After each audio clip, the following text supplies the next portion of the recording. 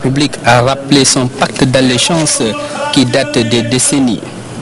Je suis le chef de l'État, mais aussi talibé de Cheikh Ould Khadim qui doit tout au fondateur du mouridisme. Un choix que j'ai fait et que je rappelle. En vue de la prochaine présidentielle, le président de la République rappelle la transparence du fichier électoral et sa volonté d'organiser une présidentielle sans équivoque. Le chef de l'État a sollicité les prières du Khalife général des Mourides et sa bénédiction. Maître Abdoulaye Wade a aussi attiré l'attention des acteurs politiques sur la nécessité de jouer la carte de la paix. Le chef de l'État invite à la concorde et à la paix, car aucun trouble à l'ordre public ne sera accepté et qu'il se fera fort de faire respecter l'ordre public, a martelé Maître Abdoulaye Wade. Après cet entretien élargi, Maître Abdoulaye Wade et le Khalife général des Mourides se sont retrouvés en tête-à-tête, entrevue dont rien n'a filtré. Le lendemain, avant de quitter la ville sainte de Touba, le président de la République a effectué cette ziara au mausolée du fondateur du mouridisme, occasion de formuler des prières pour la paix et la concorde nationale. Et c'est après tout cela que le président de la République a regagné l'héliport de Touba après un séjour de 48 heures dans la ville sainte. Après ce journal, vous pourrez suivre une page spéciale sur la visite à Touba du chef de l'État. La douane engage la réflexion avec le secteur privé, une journée dédiée à l'entreprise qui vise à échanger avec les acteurs sur les solutions à apporter aux différentes difficultés. Pendambo. Cette troisième édition de la journée de l'entreprise fait suite aux deux colloques tenus en 2007 et 2009. Les conclusions et recommandations issues de ces deux rencontres ont permis des avancées significatives dans le partenariat entre les soldats de l'économie et le monde de l'entreprise. Aujourd'hui, en 2012, il s'agit pour la douane d'instaurer un climat de confiance dans le cadre de ce nouveau partenariat privilégié avec tous les avantages requis. Quand une marchandise va récupérer du port, il faut faire une déclaration en douane, il faut que la déclaration soit traitée par la douane, il faut aller payer au trésor. Ça prend un certain nombre de temps, surtout si en plus on procède à des vérifications physiques sur les marchandises. Ce programme propose entre autres, par exemple, une libération immédiate des marchandises dès que vous enregistrez votre déclaration, c'est-à-dire une libération automatique qui est donnée par le système informatique sans intervention d'un agent des douanes. Avant, on vous demandait de déposer une caution financière, que s'il y a un problème, que l'on puisse récupérer les droits sur cette caution. Si on vous dit maintenant, on vous croit sur votre parole, cela veut dire qu'on a confiance. Quant au secteur privé et la tutelle, ils n'ont pas manqué d'afficher leur satisfaction et leur désir d'accompagner cet ambitieux et pertinent programme.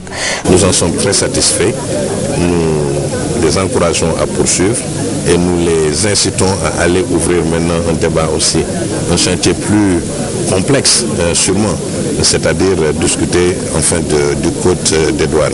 Dans la mise en œuvre de ce partenariat, de ce plan stratégique, l'État les accompagne, mais dotant de moyens nécessaires pour accomplir les réformes qui sont entamées. Ce programme de partenariat privilégié traduit une fois de plus l'intérêt de la douane sénégalaise à œuvrer pour le renforcement du partenariat public-privé. Partenariat jugé gagnant-gagnant et qui participe à grande échelle à la promotion de l'entreprise et du coup à la croissance économique du Sénégal.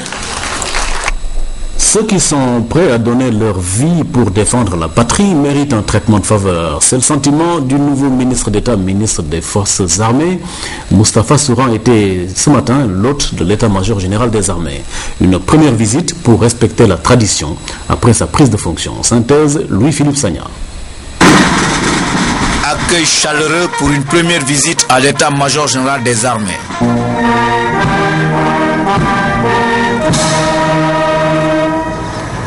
Terre, mer et air, les détachements de ces trois armées suivis des écoles de formation ont été passés en revue par le nouveau ministre d'État, ministre des Forces armées. Vient ensuite le dépôt de gerbes pour rendre hommage aux djambars tombés au champ d'honneur. Autre temps fort, la visite du mémorial du souvenir où sont inscrits les noms des frères d'armes morts en service commandé et la signature du livre d'or. Moustapha Souran a ensuite salué le staff du chef d'état-major général des armées avant de prendre la direction du cabinet pour la prise de contact proprement dite. Nous avons des officiers de très haut niveau qui m'ont fait ici tout à l'heure un exposé sur l'état des lieux, tous les problèmes prospectifs et tout ce qui concerne la bonne marche de l'armée. Et je dois dire que c'est avec beaucoup de clarté. Et je leur ai expliqué que dès que j'ai pris fonction, le SEMGA m'a rendu compte de tous les problèmes en un sens. Et sur toutes ces questions, le président de la République avait donné des instructions pour que l'armée sénégalaise soit constamment en état de fonctionner dans le principe de continuité du service public de la défense nationale. L'amélioration des conditions de vie de ceux qui veillent nuit et jour à la défense de l'intégrité territoriale est une priorité pour la tutelle. Quelqu'un qui est prêt à donner sa vie tout le temps, la nation n'a pas de prix. Ce que nous pouvons faire, c'est une vigilance, c'est une assistance, c'est une bienveillance constante vis-à-vis de ces forces de sécurité. Et de ce point de vue-là, le président a donné des instructions qui ont été exécutées par le SEMGA en ce qui concerne tous les aspects de la vie sociale de nos militaires, leur logement, leur prise en charge après leur décrochage de l'armée. Et sur toutes ces questions-là, des pas importants sont en train déjà d'être faits, mais que nous allons renforcer et multiplier pour que les militaires au front et les militaires à l'étranger sentent que leurs arrières sont sécurisées. Le renforcement du concept armée-nation et la préservation de la paix partout au Sénégal préoccupe également Moustapha Souran. Avant de quitter Diar Diop, le successeur de Bekay Diop a eu droit à une visite guidée du mémorial du cinquantenaire, un ouvrage qui retrace toute l'histoire de nos valeureux djambars. Vie de nos universités, le ministre de l'Enseignement supérieur et de la Recherche scientifique, Amadou Tidiane Ba, balaie d'un revers de main les rumeurs faisant état d'une année blanche et d'un non-respect du protocole d'accord signé avec le SAES par le gouvernement. Le ministre a réaffirmé sa disposition à poursuivre les négociations avec le syndicat. C'était à l'occasion d'un face-à-face avec la presse. Compte rendu Ousmane Ba. Rencontre avec la presse a permis au ministre de l'Enseignement supérieur, des universités, des centres universitaires régionaux et de la recherche scientifique de lever le doute semé par les syndicalistes dans l'esprit des Sénégalais. Un enseignant qui a préféré garder l'anonymat. Je ne veux pas lever l'anonymat. Et l'un d'entre eux m'a dit que le syndicat a prévenu les étudiants que cette année, ils ne vont pas faire de rattrapage.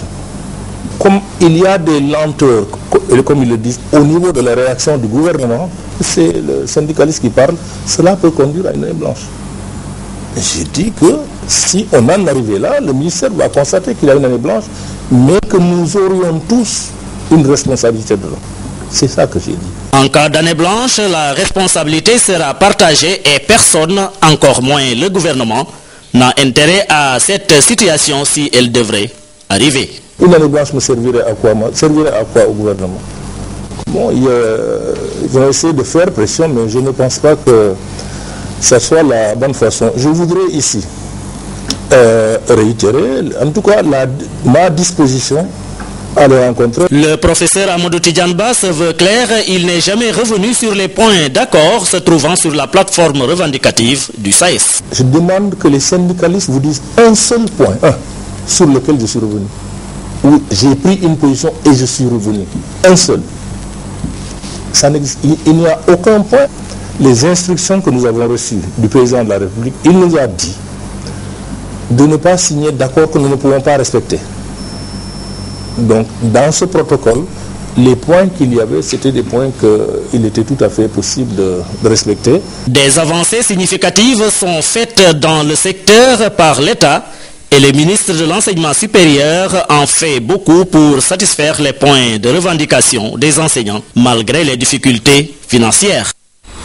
Ziguinchor a abrité la semaine dernière un forum sur la recherche de la paix et le développement en Casamance. C'est à l'initiative du réseau rapide qui regroupe plusieurs ONG internationales. Les rencontres avec les femmes de la région ont été les principales activités de la mission. Youssouf Kaba. Le retour de la paix en Casamance est sur toutes les lèvres. Il préoccupe plus d'un et tous les moyens sont bons pour l'exprimer. C'est le cas par exemple de cet homme qui a choisi de brandir sa pancarte pour exprimer son désir ardent de revoir la Casamance en paix. Le réseau rapide lui prend son bâton de pèlerin et prêche la paix. Il multiplie des rencontres avec des femmes à travers la région de Ziguinchor. C'est un forum qui a plus ou moins répondu à l'appel de la population en ces temps si durs. je dirais, si dur, si difficile, mais d'une autre manière, je dirais que c'est pas ça que nous avons pu trouver au niveau des Ziguinchor. Nous sommes allés à la rencontre de la population et ce forum avait pour thème culture de la paix, développement social, socio-économique et environnemental. Donc je crois qu'avec toutes nos démarches, les ateliers que nous avons pu tenir et également les restitutions qui ont été faites, ça aboutirait à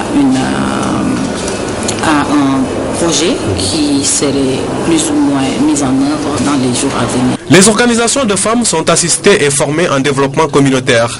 Le réseau a mis à leur disposition un pool d'experts venus du Maroc, de l'Espagne, de la France et du Burkina Faso pour consolider les acquis et repartir sur de bonnes bases.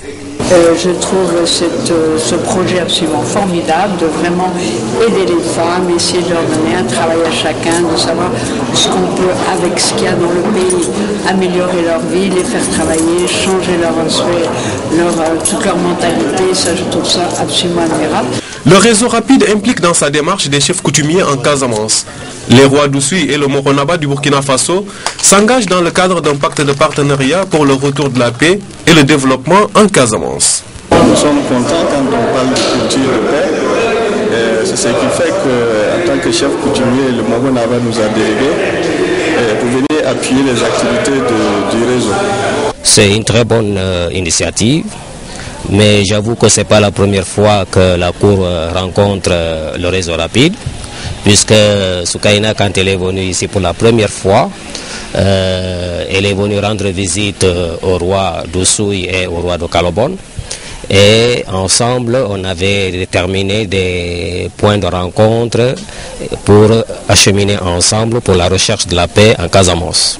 À côté du réseau rapide, à côté de la Fondation Alliance, pour que avec les autorités administratives, avec les élus locaux de la région, ensemble nous puissions relever le défi. Ensemble que nous puissions participer à la recherche de la paix. Je pense que cela n'est pas impossible. Nous sommes sur la bonne voie. Il faut prier et Inch'Allah, nous avons bon espoir que le résultat sera positif. Comme pour chaque localité visitée, le réseau a octroyé un important lot de matériel d'équipement de mosquée à Boucotte-Diembérin. Les groupements de femmes de la localité vont bientôt recevoir des financements de projets. Le réseau en a fait la promesse. Dans un Sénégal uni. Les grands rassemblements sont propices à la dissémination des maladies transmissibles. Le Magal de Touba est un de ces moments de forte concentration humaine. Cette année, l'événement survient dans un contexte d'alerte par rapport au choléra, consciente des risques associés à cette manifestation. Les autorités sanitaires ont pris les devants, mais la prévention du choléra reste avant tout une affaire d'hygiène individuelle. Dieu protège Touba du choléra. C'est une chronique signée Oumar Diaw. Le choléra vaincu ailleurs reste endémique en Afrique subsaharienne. C'est comme qui dirait un marqueur incontestable du sous-développement. En veilleuse depuis quelques années, malgré une présence quasi permanente dans la sous-région, la maladie s'est réintroduite il y a quelques semaines au Sénégal par l'Est, portée par un compatriote ayant séjourné dans un pays voisin. Les microbes ne connaissent pas de frontières et n'ont pas besoin de visa d'entrée. Ce foyer infectieux a atteint une dizaine de cas, tous maîtrisés grâce à la promptitude des agents de santé du district de Bakel. Pour autant, sans être Cassandre, des risques subsistent surtout lors de grands rassemblements. Le Magal de Touba en est un. Pendant les quelques jours où la densité de la cité explose, les maladies transmissibles trouvent un terreau fertile à travers l'eau, les autres boissons douteuses et les aliments à la qualité incertaine. À Dieu ne plaise, l'apparition d'un seul cas ferait craindre la dissémination et l'exportation multidirectionnelle vers les lieux de départ des innombrables pèlerins. Du reste, la ville n'avait pas échappé aux derniers épisodes colériques encore frais dans les mémoires. En visite à Touba, le ministre de la Santé a annoncé la disponibilité par anticipation de médicaments en quantité. Autre mesure envisagée, l'ouverture d'un camp d'isolement des malades. Mauvais souvenir des quarantaines d'une autre époque. C'est dire si la maladie des mains sales hante le sommeil des autorités sanitaires.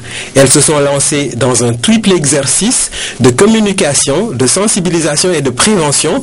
Le choléra se soigne assez facilement, mais il est encore plus facile de l'éviter. De l'eau et du savon, un geste simple et bénéfique. Mais ça, c'est avant tout un réflexe, une éducation, une question d'hygiène individuelle. La caravane Alou Nabi était ce vendredi à l'hôpital pour enfants Albert Royer de Fan. Des cadeaux ont été offerts aux enfants malades. L'initiateur de Alou Nabi appelle au soutien des bonnes volontés pour aider les enfants malades. Fatima Taba. Des peluches, des bonbons et de la boisson aux enfants malades. À travers ce don, Alou Nabi a redonné le sourire à ses petits le temps d'une matinée. Malgré le manque de moyens, l'initiateur s'est battu pour leur permettre d'oublier leurs maux. Quand tu trouves un enfant malade, qu'il te voit déjà, que tu viens vers lui, hein, que tu lui donnes du jus, que tu lui donnes des cadeaux, ça fait du bien. Hein, même si tu n'as même pas besoin d'être malade pour vraiment se sentir protégé un tout petit peu, quoi. Alou Nabi n'en est pas à sa première. Elle compte continuer dans cette lancée. Le bonheur n'a pas d'âge. Les responsables de l'hôpital Albert Royer sont les premiers conquis. C'est un acte fort à l'endroit des enfants malades hospitalisés et qui sont aujourd'hui cloués dans leur lit et qui ont besoin également de réconfort. Et c'est un geste quand même qui devrait être profitable pour ces enfants-là à la quête de meilleure santé. Alou Nabi espère pousser toutes les bonnes volontés à le soutenir. Un geste réconfortant n'est jamais de trop pour un malade. Pour clore la page nationale, nous nous rendons dans le nord du pays, inauguration d'une unité de transformation laitière et d'un forage à Namarel, un village du département de Podor. C'était en présence de Arona Gouloba, le président de la Fédération nationale des éleveurs du Sénégal. Le président de la République était représenté par le ministre du Commerce Amadou Niang. Envoyé spécial, Safora Sow. Namarel, village situé à 100 km de Ndjoum, à cheval entre le Fouta et le Djolof, entièrement habité par des pasteurs. Ce week-end, Namarel s'est transformé en une capitale du Poulagou. Tous les éleveurs se sont réunis autour de Harounaba pour accueillir le ministre du Commerce venu représenter le chef de l'État, M. Abdoulaye Wade. Un accueil riche en son et en couleurs.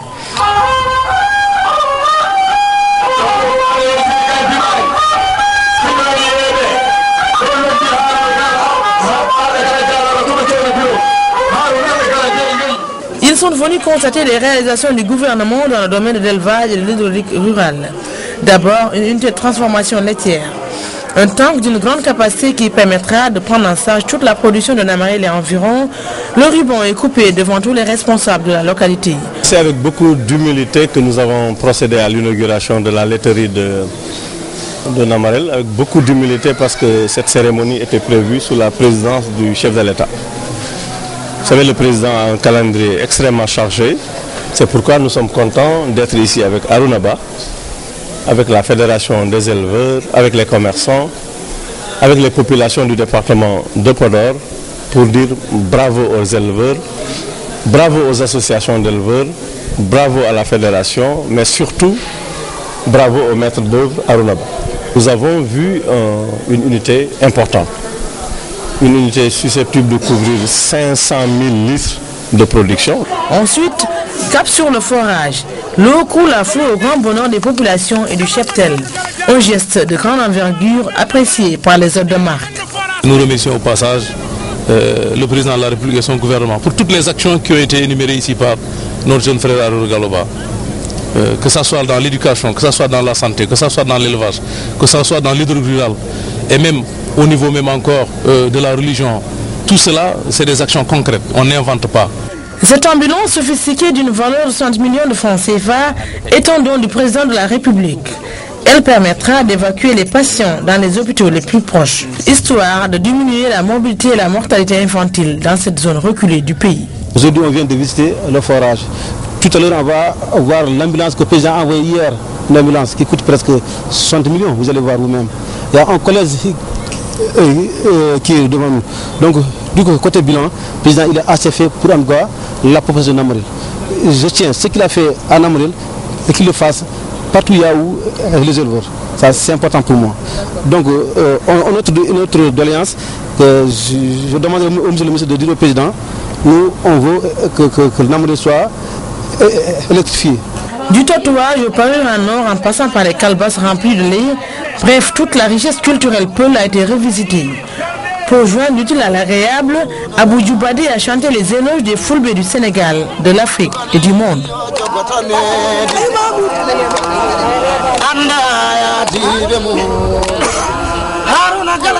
Les nouvelles de l'étranger en Syrie, la violence poursuit, l'opposition peine à s'entendre, conséquence, aucune solution diplomatique en vue, en dépit des efforts de la Ligue arabe.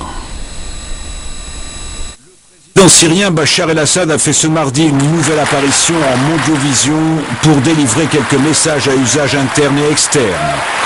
Dans un discours d'1h45, il a martelé pêle-mêle ne pas avoir donné l'ordre de tirer sur son peuple, qu'il gouvernait avec la volonté du peuple et qu'il rétablirait la sécurité dans le pays en frappant les terroristes d'une main de fer. Affirmant que la Syrie était la proie d'un complot extérieur, il s'est surtout livré à une attaque en règle contre la Ligue arabe en mission d'observation dans le pays. A-t-elle jamais mis en application ses propres résolutions? A-t-elle jamais été capable de réaliser ne fût-ce qu'une infime partie des aspirations des peuples? Ou bien a-t-elle contribué de manière directe à semer les graines de la discorde et des divisions? Sur le terrain, la répression aveugle se poursuit, comme ici à Homs, contre des manifestants accompagnant des observateurs de la Ligue. Par ailleurs, 2 observateurs koweïtiens auraient été blessés par des tirs sur la route de l'Atakié. Dès hier, le Premier ministre turc avait une nouvelle fois tiré le signal d'alarme. Recep Erdogan a dit craindre une guerre civile, raciale et religieuse en Syrie qui ferait peser une menace sur la Turquie. Au même moment, l'opposition syrienne était réunie à Istanbul pour établir un programme d'action. Même si les membres du Conseil national sont d'accord sur l'idée et les modalités d'une intervention étrangère, des désaccords organisationnels persistent, retardant encore l'émergence d'une alternative. Violence également au Pakistan où un attentat a fait une trentaine de morts dans le nord-ouest du pays. Ainsi s'ouvre la page des brèves. 35 morts et 69 blessés au moins dans un attentat au Pakistan mardi. Selon les premières informations, une bombe dissimulée dans un minibus a explosé sur un marché dans le nord-ouest du pays. Un secteur tenu par les talibans et les groupes rebelles. Depuis leur allégeance à Al-Qaïda en 2007, les talibans ont revendiqué plus de 500 attentats qui ont tué près de 5000 personnes. Depuis 3 mois, il était échoué sur un récif au large de la Nouvelle-Zélande. Le porte-conteneur Rena commence maintenant à sombrer après s'être brisé en 2 sous l'effet d'une tempête ce week-end. Les autorités craignent que davantage de fioul lourd s'échappe de la coque. Les bénévoles restent mobilisés pour nettoyer les plages de ce littoral connu pour son environnement préservé. Mitt Romney favori dans le New Hampshire. Les primaires se poursuivent pour le camp républicain. 250 000 électeurs doivent se prononcer mardi. Après l'Iowa, l'ancien gouverneur du Massachusetts devrait remporter une 2e victoire dans la course à l'investiture à la Maison-Blanche. 7 candidats sont en lice. Un 3e ballon d'or d'affilée pour Lionel Messi. À 24 ans, l'Argentin est entré dans la légende du football lundi à Zurich. Il rejoint le Français Michel Platini, le seul à avoir établi ce record. La dextérité du joueur du FC Barcelone, à l'aise partout sur le terrain, continue de surprendre. 2011, année faste pour Lionel Messi, qui termine avec 5 trophées. Sans transition, des nouvelles de la tanière avec la Coupe d'Afrique des Nations 2012. Les Lions au grand complet sont à Saly Portudal depuis hier. Ils allient travail et détente tout en gardant l'esprit. Objectif final, remporter la CAN 2012. Ambiance décontractée, atmosphère joyeuse au cœur de la tanière. Pape Biram Bigueñaï. Ça rigole, ça charrie, ça vit. Et tiens, Radio, la classe en monde mannequin. Rien de vraiment nouveau dans une tanière ronde célèbre par sa joie de vivre. Ce qui est nouveau, c'est la coupe de cheveux du capitaine Mamadou Niang. Le style fait l'homme, ce petit brin de folie qui change tout, à l'image de l'ancien gouverneur d'Arsenal Armand Traoré. Un look à l'africaine aux couleurs d'une canne si proche que tous ont rêvé de jouer, d'aller au bout du rêve et entrer dans l'histoire. Et on est là pour ça, mais bon, il n'y a pas un match facile. Mais on va dire qu'on va jouer match par match et après on verra parce qu'il ne faut pas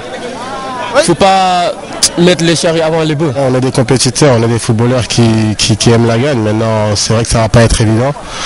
Il y a de très bonnes équipes qui sont bien préparées aussi, mais bon, on sait qu'on a l'effectif pour faire quelque chose. C'est pour l'aventure vers laquelle ils se dirigent que les Lions se mettent à prier. Oui, l'union sacrée, une complicité dans l'allégresse, le plus naturellement du monde. Drôle de sensation, être ensemble, c'est déjà un régal.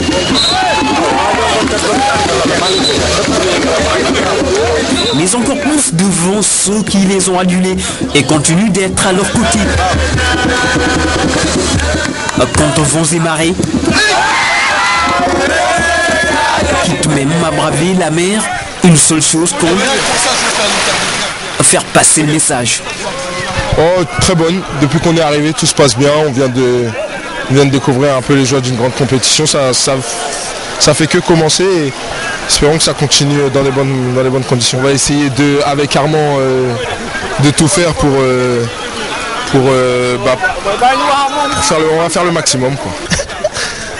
Non, tout se passe bien, hein. On est arrivé ici à Sali, il y a des supporters, on a bien travaillé là aujourd'hui et puis voilà, on va commencer petit à petit à se mettre dans le tournoi. Ça fait plaisir de retrouver la Tania, surtout de voir le public aussi joyeux comme d'habitude.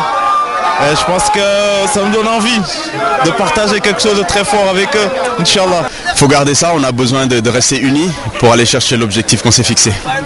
Alors l'objectif c'est quoi dans cette CAN? L'objectif c'est gagner, c'est que si on a laissé nos clubs venir ici, c'est pour tout faire pour gagner cette CAN. Je crois que quand on commence une compétition, on a envie de la gagner. Donc moi je suis venu pour ça et puis c'est le cas de tout le monde. Donc maintenant on va faire le maximum pour ça. C'est un moment de détente, mais bon, on a bien travaillé quand même. C'est l'atmosphère qu'on voulait rechercher avant de commencer demain par un entraînement un peu plus poussé à Djambar. Et pour l'instant le stage se passe très bien. Le travail dans la détente, la bonne humeur, une partie de plaisir sur une plage de la Petite Côte. Les Lions en raffolent, mais il faudra tout de suite remettre les crampons. Loin d'un coucher de soleil magique, les pieds dans l'eau. Faire d'un rêve étoilé une réalité dorée au soir du 12 février 2012. Biram Biguendiaï. Et puis la Fédération sénégalaise de football a un nouvel agent marketing, son nom Sport Vision, une agence marketing française créée en 2007.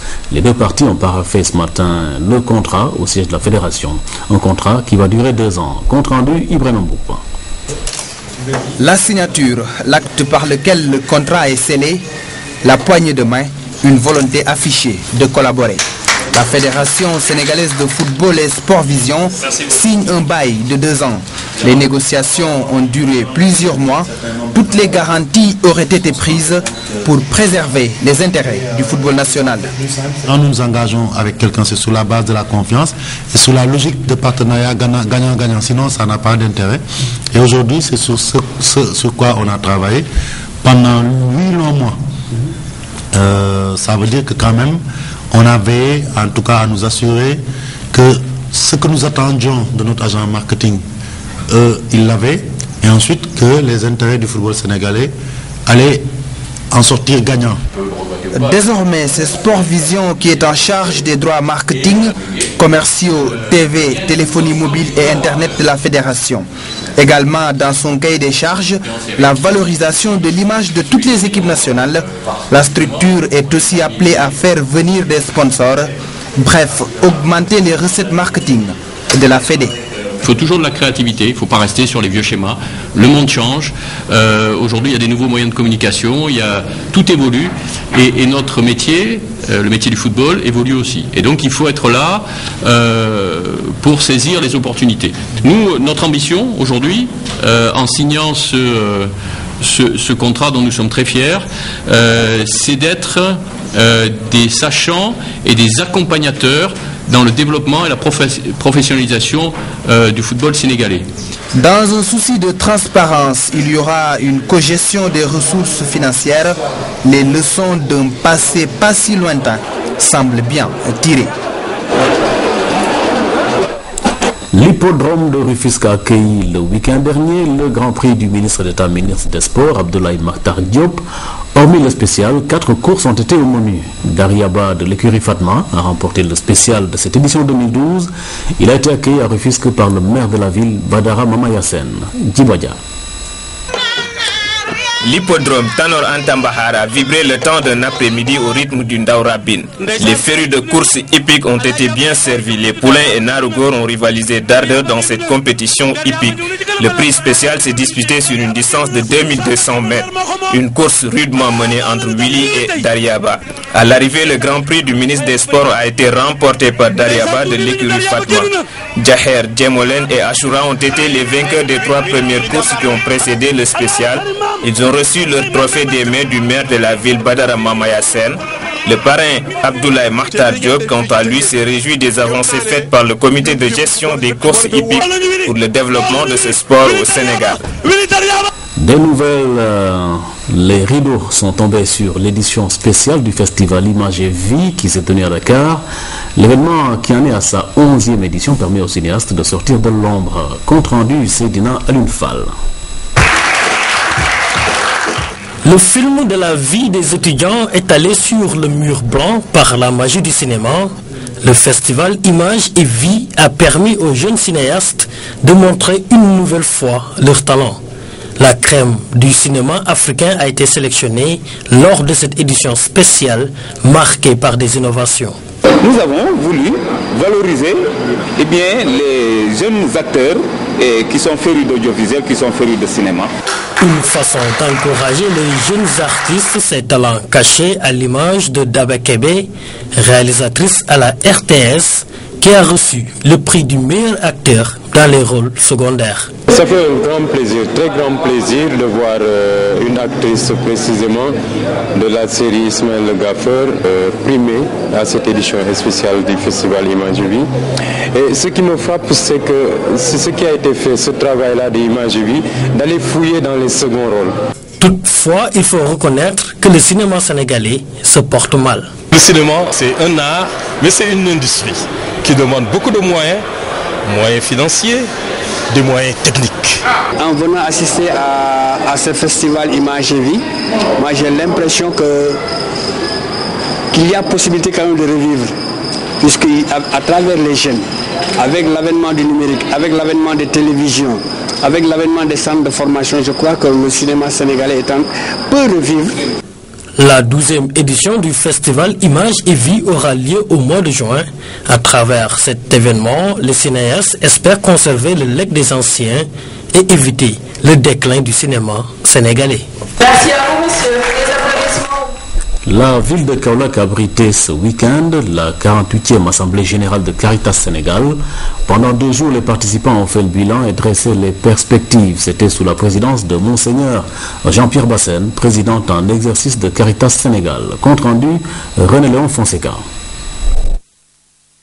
Terminé, l'heure est au bilan pour Caritas Sénégal, d'où l'intérêt de cette 48e Assemblée Générale. Elle a permis de mettre l'accent sur le rôle important des actions de la structure en faveur des plus démunis. L'Assemblée Générale a mis l'accent sur le rôle important de la vie associative, mais aussi sur la nécessité de mutualiser les ressources humaines et financières dans l'amélioration des actions de Caritas Sénégal en faveur des personnes défavorisées. Qui dit bilan dit aussi perspective. Les défis sont multiples pour l'année 2012, entre autres l'appel lancé au pape Benoît XVI, Afrique lève-toi et marche, le thème de la rencontre. Nous voulons répondre à cet appel en lançant toute l'Église du Sénégal en marche vers une Afrique nouvelle possible. Pas seulement avec des discours et des paroles creuses, mais en actes et en vérité. Voilà un défi important. Comment assurer cette sécurité alimentaire? L'autre défi, c'est que au-delà du monde rural, quand on est dans nos zones urbaines, comment organiser nos populations en zone urbaine pour les appuyer avec des micro-projets. Mais les difficultés ne manquent pas dans le fonctionnement de la structure. Pour le cas de Caritas Ziguinchor par exemple, leur mission reste délicate. Quand il y a conflit, quand il y a guerre, les personnes les plus exposées, c'est celles-là vers lesquelles nous allons apporter notre secours. Mais aussi la paix, c'est de faciliter l'ouverture des personnes, la rencontre des personnes, le dialogue entre les personnes. Et dans ce cadre, nous avons un appui de la Caritas Allemagne qui nous aide beaucoup à organiser des rencontres au-delà des frontières de la Casamance. L'accès à l'eau, l'assainissement, la santé, la sécurité alimentaire, les domaines d'intervention de Caritas Sénégal sont importants, des options fondamentales en vue de contribuer aux efforts de l'État. La madrasa Khadija Binta Krounjit a organisé ses traditionnelles journées de récitation du Coran. Cette grande manifestation avait pour objectif de rassembler les musulmans au seuil de ce nouvel an autour des bienfaits de la parole de Dieu. Amidou Diop. Ce récital des versets du Saint-Coran avec tant d'amour par ses enfants, c'est le résultat des 3 ans d'existence de la madrasa Khadija Bintou Khuwailid de Pikine. À l'occasion de ces journées dédiées au Saint-Coran, les discussions avec les fidèles ont porté exclusivement sur le livre saint de l'islam et la foi du musulman. Les enseignants et le fondateur de l'école en ont profité pour évoquer les bienfaits d'une initiation des enfants au Coran dès le bas âge, un acte qui, pense-t-il, peut les aider à mieux appréhender la vie. Le Khalif général d'Indiassan, Mambou Mohamed Kunta, a quant à lui appelé les musulmans à la privation des choses mondaines et de vivre selon les principes fondamentaux de l'islam qui se résument à la soumission totale à Allah, à la foi et à la dévotion par des actes prescrits par le noble Coran. Le Khalif a également demandé au peuple de continuer à prier pour une paix durable. Au Sénégal, il n'a pas aussi manqué d'éloges à l'endroit de Cheikh Abderrahman Abdallah, fondateur de la madrasa. La Ziyara de Thierno Amadou Alpha-Ba, édition 2012, a eu lieu dimanche à la SICAP. L'événement magnifie l'œuvre d'un grand érudit. Des centaines de fidèles ont pris part à la cérémonie à la SICAP Rua, devenue rue Thierno Amadou Alpha-Ba. Mamadou Samambo. Amadou Bokarba est originaire de Horé Fondé dans l'actuelle région de Matam. Horé Fondé est un foyer religieux qui a joué un rôle crucial dans la consolidation de l'islam au Fouta. Horé Fondé, l'une des plus célèbres retraites spirituelles de Cheikh Omar Foutiyou Tall.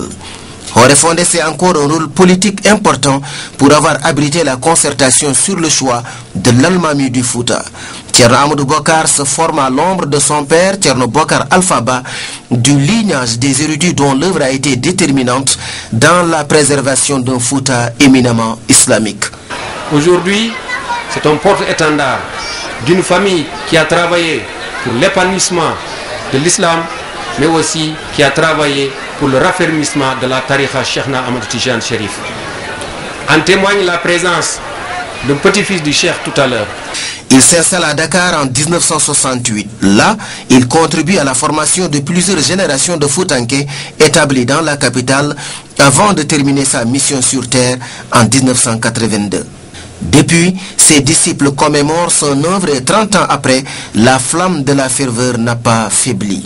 Et cette rue, qui était la rue A, aujourd'hui officiellement, s'appelle rue Thierno Amadou Bokar Alpha-Ba. C'est officiel. Que les événements que nous attendons, qui préoccupent quelque part les citoyens, soient des événements qui arrivent en paix, qui traversent le Sénégal en paix et qui laissent le Sénégal en paix. Ils étaient des centaines de fidèles à avoir répondu cette année à l'appel de son actuel calife, Thierno Bokar Alpha-Ba. Place au dossier Magal de ce journal. Pour assurer un bon séjour aux pèlerins du Magal, un numéro vert a été mis à leur disposition par la RTP. L'objectif de l'opération est de veiller sur la qualité de service offerte par les opérateurs de téléphonie du Sénégal. Pendant 72 heures, tout dysfonctionnement noté sur les réseaux sont signalés à ces différentes entreprises de télécommunications. Tchorodien. La MPT a organisé une campagne de mesure de qualité du service en prélude au Magal édition 2012 pendant 72 heures. La veille, le jour et le lendemain du Magal, tous les dysfonctionnements identifiés sur les réseaux mobiles fixes et Internet vont être signalés aux différents opérateurs de téléphonie. Pour assurer cette mission, l'autorité de régulation des télécommunications et des postes a noué des accords de partenariat avec des centres d'appel. Le numéro vert est un numéro qui permet aux usagers de solliciter le régulateur sur des dysfonctionnements du réseau. Et je pense qu'il faut effectivement bien faire la différence entre votre service client qui est là pour répondre à vos questions les plus fréquentes dans le cadre de l'utilisation des produits et des services de votre opérateur. Chaque opérateur a son dispositif de service client. Le rôle du numéro vert est aujourd'hui de pallier effectivement à certains dysfonctionnements liés effectivement à l'utilisation du téléphone pour aider effectivement aux opérateurs de pouvoir trouver des solutions immédiates. Les clients donc émettent des appels, les appels ne passent pas ou bien il y a des coupures au niveau de la conversation.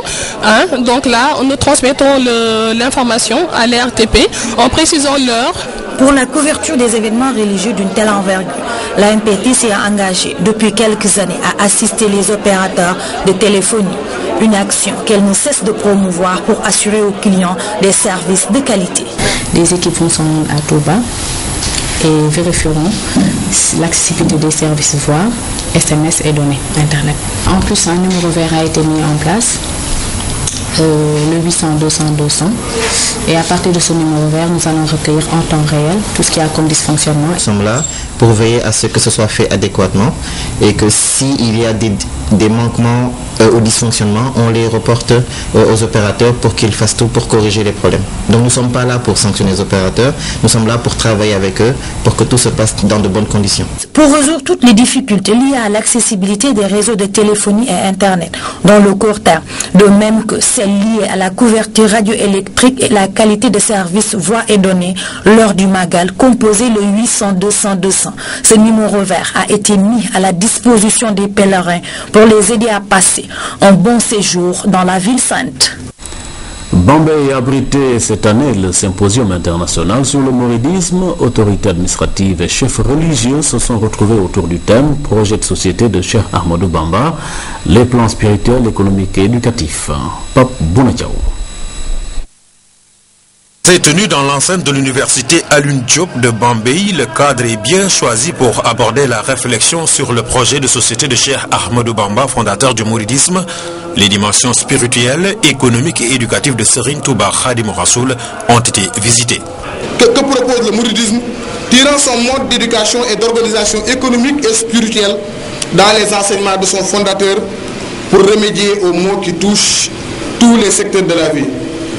Les réflexions sur ce type de projet de société de Cheikh Ahmadou Bamba ambitionnent de révéler la réponse mouride à ces problèmes. Pour une jeune université comme la nôtre, réussir à réunir dans son enceinte autant de sommités du monde temporel et spirituel relève certainement du miracle. Qu'il me soit donc permis de profiter de cette tribune pour réaffirmer à nouveau non seulement notre ancrage dans les valeurs et l'héritage de notre terre d'accueil, le Baol bien sûr, mais aussi notre ambition d'inscrire notre destin dans celui de notre pays tout entier. Les valeurs qui fondent les enseignements de Cheikh Ahmadou Bamba ont été citées en référence, un legs inépuisable, aujourd'hui plus que jamais d'actualité. Les multiples crises économiques et financières qui secouent le monde d'aujourd'hui ajoutent à la vulnérabilité de nos populations du Sud qui, nonobstant leur courage et leur diom, valeurs de chez nous, subissent les soubresauts d'un système international tourbillonnaire. Dans un tel contexte, sans vouloir se recroqueviller sur un repli identitaire péril, il me semble bien indiqué et bien adéquat, voire impératif, que soit effectué un retour systématique vers les enseignements du Cheikh. Les différentes interventions et communications ont porté sur l'exemplarité de la voie tracée par Cheikh Ahmadou Bamba.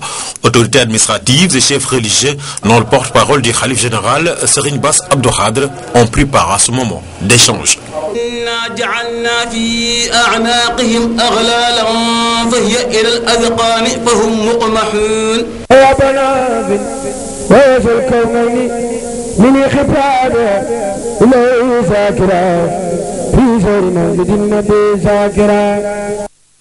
Serigne Touba était en résidence surveillée pendant 15 ans, de 1912 à 1927, mais le fondateur du mouridisme n'était pas seul.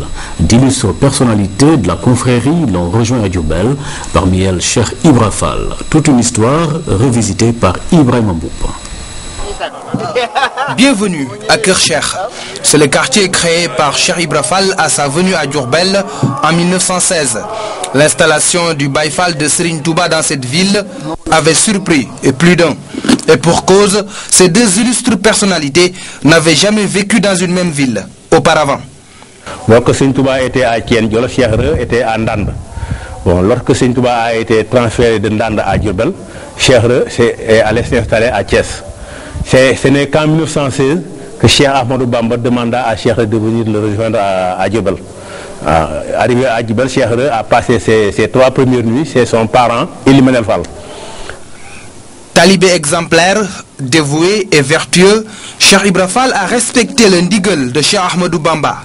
Une fois à Diourbel, Cheikh Ibra Fall s'est vite attelé à trouver une maison et être aux côtés du fondateur du mouridisme qui était toujours en résidence surveillée. Lorsqu'il est allé rencontrer le Cheikh lui a intimé l'ordre de chercher une maison. Cheikh appela Salih Fall, son jeune frère, et Seigne Atoumane Diop, et leur demanda de chercher vers le nord 2 endroits où il pouvait trouver une maison. Le soir, Seigne Atoumane lui indiqua un lieu. Seigne Salih Fall lui indiqua un autre lieu. L'autre lieu, c'est là où nous sommes actuellement. Cheikh alla dans le premier lieu qu'il baptisa Médinatoul Mounawara. Et puis son grand frère, Seigne Moudou Farouk Fall, comme imam. Donc ce n'est que... Mais malheureusement, la peste est venue perturber leur vécu à Myrne. Et c'est durant ces instants de peste que Cheikh perdit Sokhna Astou Sylla, la mère de Seigne Tafa Fall. Cheikh Ibra Fall a vécu à Diourbel de 1916 à 1930, un quart de siècle. Il a été rappelé à Dieu le 2 juin 1930 dans cette chambre, 3 ans après la disparition de Cheikhoul Khadim. Le groupement national des sapeurs-pompiers, en collaboration avec la coordination des Daïra Mourides de Dakar, a tenu un atelier de secourisme. Pendant 5 jours, 45 secouristes ont été formés à Dakar et à Touba. L'objectif est d'assurer les premiers soins en cas d'accident. Damsila. Dans le souci du bon déroulement du Magal de Touba, les sapeurs-pompiers ont jugé nécessaire de former des secouristes. 8 modules en secourisme leur seront appris durant 5 jours. Objectif, mieux assister les pèlerins en cas d'accident. Comme on est à l'approche du grand Magal de Touba, les disciples que nous donnent les cours là vont nous aider à faire les premiers soins avant notre arrivée. Et nous, quand on viendrait par la suite, c'est pour pouvoir faire une alerte précoce et des travaux précoces concernant ces gens avant l'évacuation à l'hôpital. Aujourd'hui, on a fait la protection et l'alerte.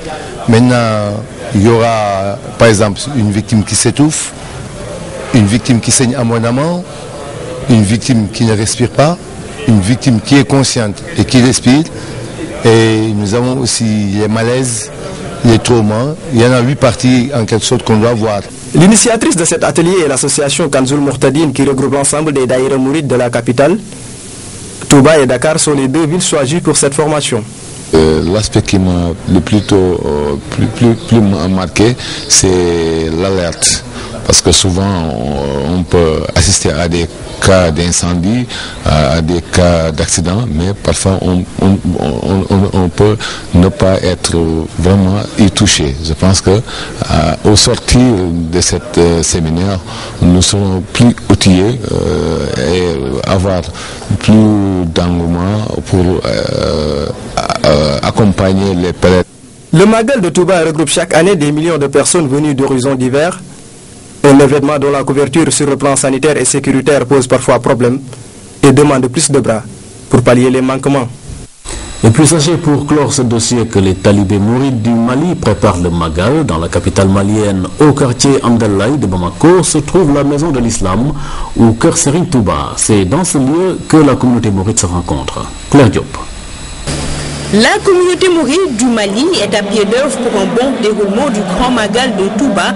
À quelques 249 km de Bamako, Ségou, l'endroit est historique parce qu'ayant servi de résidence surveillée en 1930 à Mamcher Antambake, frère cadet de Serigne Touba Khadimou Rassoul. Dans cette partie du monde vivent des centaines de milliers de talibés mourides. Ici, à Amdallaï, se trouve leur quartier général. Le fief est baptisé Kër Serigne Touba. Les membres du Daïra Madlaboul Fawzeyni s'y retrouvent pour échanger sur la vie du cheikh. Ici, dans cette maison, on se retrouve tous les dimanches. On parle des exploits de Serigne Touba. Nous privilégions beaucoup l'éducation coranique, le comportement à avoir dans notre société. Pour cette édition du Magal, nous nous préparons. Il y aura beaucoup de récitals de Coran et des Khassaïdes. Serigne Touba est vraiment un être exceptionnel, un sauveur dans ce bas monde. Nous allons vraiment lui rendre hommage.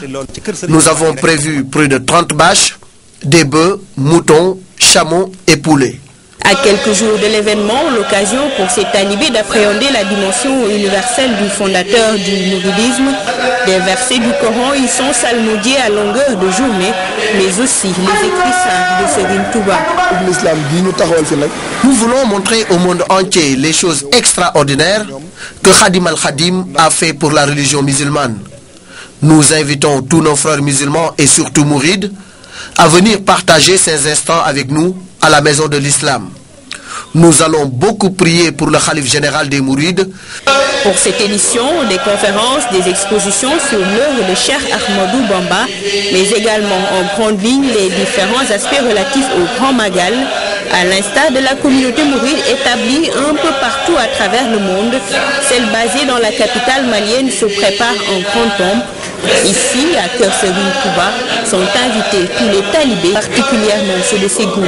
Rendez-vous est pris pour ce 13 janvier pour des prières en hommage à Khadimoul Khadim, fondateur de la Mouridia.